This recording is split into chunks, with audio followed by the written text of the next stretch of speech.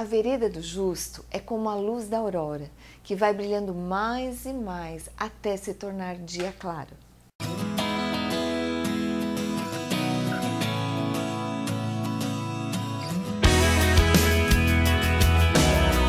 You make it easier to be, easier to be me. It's hard to believe. You make it easy.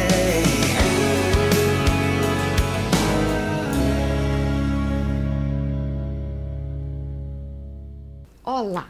Que a graça do Senhor esteja sobre a tua vida. Eu quero começar esse programa hoje louvando o nome do Senhor, proclamando a grandeza do nosso Deus, dizendo que só o Senhor é Deus, que Ele é grande, Ele é digno de louvor, de toda a exaltação.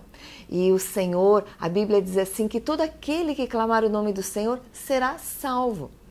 Primeira coisa que nós temos que desejar é a salvação da nossa alma. É a salvação que Jesus Cristo conquistou para nós lá na cruz do Calvário. E também a salvação de tantas situações perigosas que nós passamos diariamente. Então, nessa hora, já louve o nome do Senhor, aí onde você está, e tenha um coração totalmente submisso a Ele, com gratidão pela vida que Ele tem nos dado, por esse fôlego de vida que Ele tem dado a você. O Senhor Jesus, Ele disse que não só de pão viveria o homem, mas de toda a palavra que procede da boca de Deus. Jesus, ele está dizendo que o alimento natural, ele não é capaz de suprir a fome do nosso espírito. Nós precisamos de Deus. A palavra de Deus diz que ela é viva, a palavra é viva e eficaz. Ela supre todas as nossas necessidades, as necessidades do nosso coração, ela alimenta o nosso espírito e ela é a saúde para o nosso corpo. E é por intermédio dela que nós vamos crescendo no conhecimento de Deus e da sua vontade. Por isso é tão importante esses momentos onde nós meditamos a poderosa palavra de Deus. Jesus, certa vez, ele falou para grandes multidões que o verdadeiro discípulo é aquele o qual ele, Cristo, é tudo na vida. E para embasarmos essa palavra, eu quero trazer um texto que está lá em Lucas, capítulo 14, do versículo 25 ao 27, e eu vou estar lendo para você. Uma grande multidão ia acompanhando Jesus.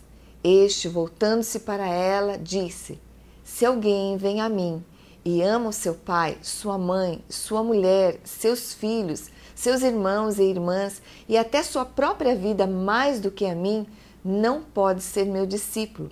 Aquele que não carrega a sua cruz e não me segue, não pode ser meu discípulo. Várias vezes nós encontramos nos evangelhos o Senhor Jesus falando sobre tomar a cruz. No Evangelho de Mateus, capítulo 16, do versículo 24 ao 26, diz assim, eu vou também estar lendo para você. Então, Jesus disse aos seus discípulos: Se alguém quiser acompanhar-me, negue-se a si mesmo, tome a sua cruz e siga-me. Porque quem quiser salvar a sua vida, a perderá. Mas quem perder a vida por minha causa, a encontrará. Porque que adiantará ao homem ganhar o mundo inteiro e perder a sua alma? Ou o que o homem poderá dar em troca da sua alma?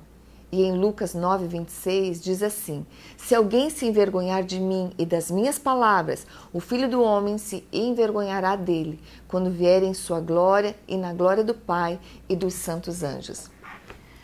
Por mais bens que as pessoas possam ter acumulado nessa vida, por mais tempo de vida que nós tenhamos, por mais amigos que nós tenhamos conquistado, por mais vitórias que nós tenhamos conseguido, tudo isso perde todo o valor se comparado com a vida eterna, com a eternidade. Tudo nós deixaremos e a única coisa que nós podemos levar deste mundo é a nossa salvação. Eu quero que você pense nisso agora. Nós muitas vezes nos distraímos e temos como objetivo da nossa vida adquirir coisas, estar plantando naquilo que é terreno. Mas a nossa salvação, ela é o nosso passaporte para a eternidade ao lado de Deus. Jesus veio ao mundo para fazer essa diferença, para mudar a nossa vida, para nos salvar. Quem aceita Jesus como seu Senhor e Salvador não pode mais concordar com as coisas desse mundo, com as coisas contrárias às coisas de Deus, ainda que as ofertas venham de pessoas queridas. Jesus, ele disse lá no Evangelho de Mateus, ele disse, olha, não pensem que eu vim trazer paz à terra. Eu não vim trazer paz, mas eu vim trazer a espada. Pois eu vim fazer com que o homem fique contra o seu pai, a filha contra a sua mãe, a nora contra a sua sogra. E Jesus diz, olha, os inimigos do homem, eles serão os da sua própria família. E Jesus diz, olha, quem ama a sua mãe, o seu pai, mais do que a mim, não é digno de mim. Quem ama seu filho ou a sua filha mais do que a mim, não é digno de mim. E quem não toma a sua cruz e não me segue, não é digno de mim. Esse é o preço do discipulado. Por 3 vezes, Jesus diz, olha, não é digno de mim, não é digno de mim. As pessoas, elas acham que quando elas aceitam Jesus como Senhor e Salvador, estão fazendo um grande favor a Jesus. Isso é um grande engano. Aceitar Jesus é um privilégio nosso, que nos é dado pelo sacrifício de Jesus. É para nós a salvação, é para você a salvação. Você não está fazendo um favor para ninguém aceitando Jesus como Senhor e Salvador da sua vida, porque é para a tua própria salvação, é para a tua vida eterna. Jesus morreu, não porque os homens o levaram à morte, é muito importante que você entenda isso, mas porque Ele se entregou, Ele doou a sua vida. A palavra diz de maneira bastante clara que o propósito final do Senhor é transformar-nos à sua própria imagem. O propósito de Deus é que a nossa vida realmente reflita a vida do Senhor Jesus. Por isso Ele se entregou por nós. E a mensagem da cruz, é a mensagem do Evangelho, é o centro do Evangelho. E por isso é que nós estamos pregando esse Evangelho com tanta ênfase, porque nós entendemos no nosso coração que a centralidade do Evangelho está na morte de Jesus, está nessa graça, está nesse sacrifício. O Evangelho que nós pregamos, o Evangelho da cruz, é loucura para os que se perdem, mas para aqueles que creem, enche a sua vida, porque na cruz está a nossa redenção. A palavra redenção significa adquirir de novo, pagar uma dívida, resgatar, livrar do cativeiro. E foi exatamente isso que o Senhor Jesus fez por nós. Uma das últimas frases que Jesus proferiu antes de render o seu espírito na cruz, ele disse, olha, está consumado, que significa está pago, está redimido, a obra está completa. Quer dizer, Jesus pagou o preço da nossa morte, da nossa separação de Deus, lá na cruz do Calvário. Nós, com o pecado, nós estávamos separados de Deus, nós estávamos fadados a uma eternidade sem Deus. Mas Jesus Cristo morreu e Ele nos trouxe salvação. No livro de Gálatas diz que o Senhor Jesus, Ele veio nos resgatar do jugo da lei, a fim de que recebêssemos a adoção de filhos. O propósito de Deus sempre foi de ter uma família. Jesus, quando nos ensinou a orar, Ele introduziu um conceito de família na oração, ao nos ensinar a conhecer Deus como Pai, a oração do Pai Nosso. O Senhor nos resgatou da maldição, nos livrou da escravidão da lei e ali na cruz Ele nos redimiu para que recebêssemos a adoção de filhos. A nossa autoridade vem da nossa identidade como filhos de Deus. É tão importante nós entendermos que quando nós aceitamos essa salvação em Jesus Cristo, nós passamos a ser filhos de Deus. E filho é aquele que tem a herança. Enquanto não absorvermos em nosso coração essa realidade, que nos tornamos filhos de Deus, nós não seremos como filhos. E enquanto não vivermos a graça como filhos de Deus, o nosso coração nunca vai viver essa realidade do Evangelho. No Evangelho de Lucas, nós vemos essa realidade muito clara. Ali naquele Evangelho diz que um homem tinha 2 filhos e o mais novo, ele disse para o pai, pai, eu quero parte da minha herança. Para sair de casa, quer dizer, ele não valorizou a casa do pai. E assim, aquele pai, com muita tristeza no coração, ele repartiu a sua propriedade e depois esse filho foi para muito longe e gastou tudo que ele tinha, ele desperdiçou os seus bens, vivendo de uma maneira muito irresponsável.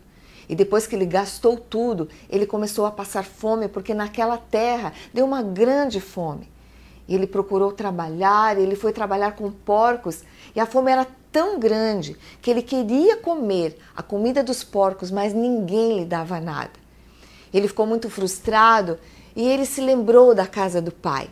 Ele caiu em si e ele disse: olha, os empregados do meu pai, eles têm comida de sobra e eu aqui estou morrendo de fome. E o coração dele se condoeu e ele disse: olha, eu vou voltar para a casa do meu pai. E eu vou dizer para o meu pai: pai, eu pequei contra ti, eu pequei contra o céu e contra ti. Eu não sou mais digno de ser chamado teu filho. Trata-me como um dos teus empregados. E ele se levantou, ele voltou para a casa do pai. E quando ele estava ainda longe, o seu pai, que com certeza todos os dias olhava aquele caminho com a esperança, a expectativa do seu filho voltar para casa. E quando aquele pai ao longe, ele viu o seu filho. A Bíblia diz que o seu coração se encheu de compaixão e ele correu e abraçou o seu filho e beijou. E aquele filho, ele disse: pai, e naquela hora aquele filho reconheceu o valor de ser filho daquele pai que tinha tudo. E ele disse: olha, pai, eu quero te pedir perdão porque eu pequei contra ti. Eu pequei contra o céu, eu não sou mais digno de ser tratado como teu filho. Trata-me como os teus servos. Mas aquele pai, ele fez exatamente o contrário. Ele depressa, ele disse aos seus empregados: tragam a melhor roupa, vistam nele, coloquem de novo o anel no dedo que diz respeito à autoridade e calcem os seus pés com sandálias. E mandou matar um novilho gordo para fazer uma grande festa, para comemorar o retorno daquele filho. Pois ele sabia que aquele filho estava perdido e ele voltou à vida. Ele foi achado novamente e eles começaram a festejar. Mas em contrapartida, enquanto eles estavam festejando, o filho mais velho que estava no campo voltou para casa. E quando ele se aproximou, ele ouviu toda aquela música, ouviu aquela festa, e ele perguntou o que estava acontecendo. Então lhe responderam que o seu irmão tinha voltado para casa e seu pai tinha matado, um novilho gordo e o recebeu de volta, são e salvo. E o filho mais velho encheu-se de ira e ele não quis entrar. E quando o pai viu aquilo, ele foi, insistiu com aquele filho para que ele voltasse, mas ele respondeu a seu pai: olha, todos esses anos eu tenho trabalhado como um escravo ao teu serviço e nunca te desobedeci, mas tu nunca me deste nem um cabrito, aquele filho mais velho falou, para festejar com os meus amigos. Mas quando volta esse filho para casa, que esbanjou todos os teus bens com prostitutas, tu matas um novilho gordo para ele. E o pai disse: olha, meu filho, você está sempre comigo e tudo que eu tenho é seu. Mas nós tínhamos que comemorar e nos alegrar, porque esse teu irmão estava morto e voltou à vida, estava perdido e foi achado. Muitas vezes nós não reconhecemos essa grandeza de sermos filhos de Deus. Muitas vezes nós queremos a nossa herança e desperdiçamos tudo com coisas desse mundo, como fez aquele filho mais novo. Ou então, aquele filho que está em casa e continua obedecendo, ele não reconhece que pode usufruir de tudo aquilo que tem na casa do pai. Para ser filho, você precisa voltar para a casa do pai, como aquele filho mais novo, e arrepender-se e retornar. Esse é o convite de Deus para você hoje. Mas em contrapartida, aqueles que vivem como o irmão do filho pródigo e não usufruem de tudo aquilo que há na casa do pai, esta é uma das armas de Satanás para nos destruir. Questionando o amor de Deus por nós, o diabo faz tudo para nos fazer pensar que Deus tem filhos prediletos, que Ele não nos ama. Deus ama tanto você quanto Ele ama todos os filhos. Deus ama tanto você quanto Ele amou Jesus. Você precisa deixar cair isso em teu espírito. Isso é uma forte e irremovível marca que deve estar no nosso coração. Eu sou filho de Deus e Ele me ama incondicionalmente. Mas como filhos de Deus, nós temos que ser parecidos com o Pai. Não podemos ter ciúmes, inveja, temos que ser sábios, amorosos, perdoadores, sinceros. Não podemos agir de acordo com a nossa sabedoria, mas temos que viver pautados pela sabedoria que vem do alto. Então, um convite para você hoje: se você está longe da casa do Pai, é hora de se arrepender e voltar. E se você está numa igreja, está sendo obediente a Deus, mas está insatisfeito, achando que Deus não te ama, que Deus, Ele abençoa tantas outras pessoas, mas não abençoa você, é hora de você usufruir de tudo aquilo que Deus tem para você todos os dias, porque tudo está à tua disposição. Então, nessa hora, eu quero fazer uma oração com você, por arrependimento, por pedido de perdão, para que Deus possa hoje trazer uma revelação no teu coração de quanto é poderoso termos essa identidade de filhos de Deus firmados bem no nosso coração. Deus me ama, Deus ama você, Deus não nos ama menos do que Ele amou a Jesus. Então, nessa hora, fecha os teus olhos e vamos fazer essa oração. Amém? Deus, que essa identidade de filhos de Deus, Senhor, realmente possa estar firmado no coração dessas pessoas, dessas vidas, Senhor, que estão vendo esse programa, que ouviram essa palavra. Senhor, tira toda a tristeza do coração, cura, restaura, Senhor. Restaura tudo aquilo que foi perdido, Senhor. Ó Deus, que essas pessoas possam usufruir do melhor do Senhor, que elas possam ser curadas, restauradas, que elas possam ter as suas necessidades supridas em Cristo Jesus. Eu oro abençoando essas vidas no poderoso nome de Jesus. Amém e amém. No programa de hoje nós falamos sobre sermos filhos de Deus. Nós precisamos entender a grandeza de sermos filhos de Deus e usufruirmos disso. Venha aprender mais sobre este assunto tão maravilhoso através das nossas celebrações. Siga-nos também através das redes sociais. Vai estar passando na tua tela os nossos endereços. Que Deus te abençoe e até o próximo programa, se Deus quiser.